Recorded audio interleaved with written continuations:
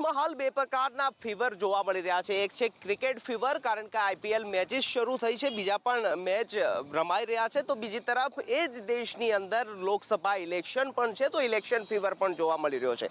પોરબંદરની અંદર છીએ. પોરબંદર ચોપાટી પર જે રીતે ક્રિકેટરો ક્રિકેટ રમી રહ્યા છે, તે જ રીતે રાજનૈતિક પીચ પર પણ રાજનેતાઓ પોતાની બોલિંગ અને પોતાના જે સામેના પક્ષની જે વિકેટો ઉખેડવા માટેના તમામ રણનીતિ, તમામ પ્રકારનું આયોજન કરી રહ્યા છે. ત્યારે પોરબંદરના ઘણા ક્રિકેટ રસિયાઓ, ક્રિકેટરો આપણી સાથે છે. તેમની સાથે વાત કરીશું કે ખાસ ક્રિકેટ ફીવર તો તેમનામાં જોવા મળી રહ્યો છે, પરંતુ ઇલેક્શન ફીવરને લઈને તેઓ શું કહે છે. ખાસ તમને પૂછવા માંગીશ, 2019 લોકસભા ઇલેક્શન એક રીતે વર્લ્ડ કપ જેવો માહોલ ક્રિકેટરોને જે પ્રકારે હોય એ રીતે રાજનૈતિક લોકોને ઇલેક્શનનું જે વર્ષ હોય છે તે જોવા મળતું. શું લાગે છે, કોણ કોના પર અત્યારે ભારી લાગે? કોની ટીમ મજબૂત, ભાજપ કોંગ્રેસ? તો બેયની ટીમ તો મજબૂત લાગે છે અત્યારે. તો કોણ આવે હવે? કેપ્ટન કોનો મજબૂત, કોંગ્રેસનો કે ભાજપનો? નરેન્દ્ર મોદી કે રાહુલ ગાંધી?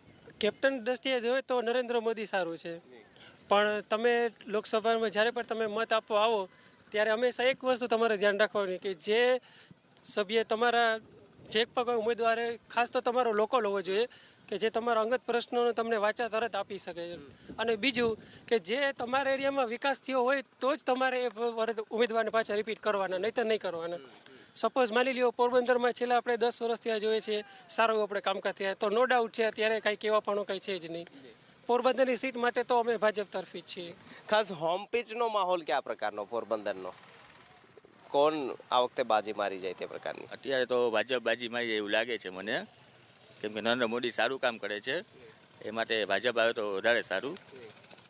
કેટલા સીટો મળશે ભાજપ કોંગ્રેસની વાત કરીએ તો? ટોટલ સ્કોર જ્યારે થશે તો કેટલો લાગે છે બંને પક્ષોમાં? 100% માટે 85 સીટ તો મળશે જ બીજેપીને મળશે જ.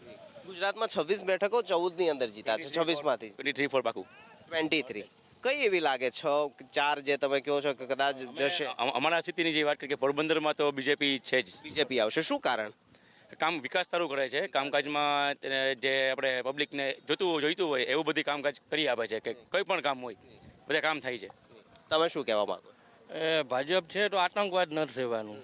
આતંકવાદ અમે લડવાની તાકાત મોદી સરકારની જ છે. એર સ્ટ્રાઇક જે કરવામાં આવી તેના કારણે લોકો ફાયદો મળશે ભાજપને, લોકો એમની બહુ સારું છે મોદી છે. ખાસ પ્રિયંકા ગાંધીની વાત થઈ રહી છે. ઉત્તર પ્રદેશની અંદર એન્ટ્રી થઈને કહેવાય કે ઉત્તર પ્રદેશ એવું રાજ્ય છે કે જેની અંદર સત્તાનો જે રસ્તો છે તે યુપી થઈને જાય એવું કહેવાય. શું લાગે, ફાયદો થશે કોંગ્રેસને? યુપી બાબતે તો શું કહેવું, કારણ કે ત્યાંની પ્રજા છે, જો કોઈ આ વખતે ભાજપ સરકારને આ વખતે અત્યારે ત્યાં આવી ગઈ છે અત્યારે યુપીમાં, અને લોકસભામાં પણ સારી બહુમતીથી લોકો જીતેલા છે.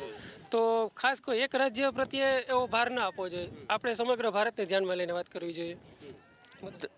તમે શું કહેવા માંગો? ખાસ 3 રાજ્યના થોડા સમય પહેલા પરિણામ આવ્યા, મધ્યપ્રદેશ, રાજસ્થાન, છત્તીસગઢ.